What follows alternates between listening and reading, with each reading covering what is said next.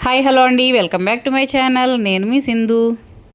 ఈ వీడియోలో శ్రావణ శుక్రవారం నాడు 10 మినిట్స్లో 9 రకాల నైవేద్యాలు ఎలా ప్రిపేర్ చేసుకోవాలో చెప్తాను. ఫస్ట్ శనగలు ఒక నైట్ అంతా నానబెట్టుకుని వాటిని కుక్కర్లో 2 విజిల్స్ వచ్చేలా ఉడకబెట్టుకోవాలి.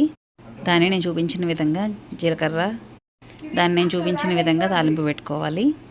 తర్వాత బూరెల కోసం పూర్ణం ప్రిపేర్ చేసుకోవాలి.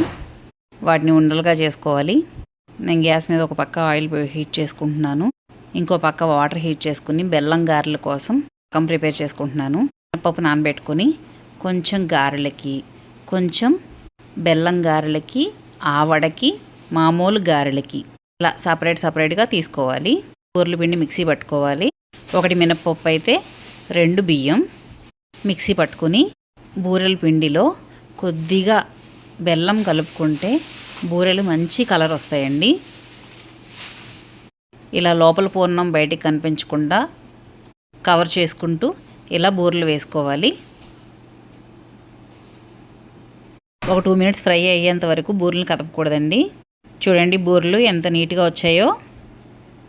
నాకు ఎప్పుడు మా అమ్మగారే చేసి పెడతారండి. ఈసారి మా అమ్మగారు అవైలబుల్గా లేరు,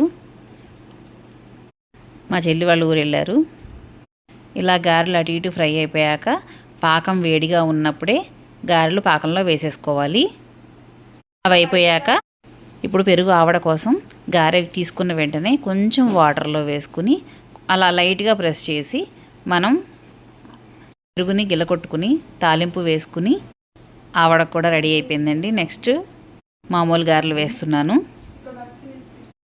ఇలా చేసుకుంటే మన కిచెన్లోనే పని సరిపోకుండా 9 రకాల నైవేద్యాలు కూడా 10 మినిట్స్లో చేసేసుకోవచ్చండి. నేను పులిహార, దద్దోజనం, శనగలు, పాకం గారెలు, పెరుగు ఆవడ, గారెలు, బూరెలు, పరమాన్నం, పానకం చేశానండి. Thanks for watching.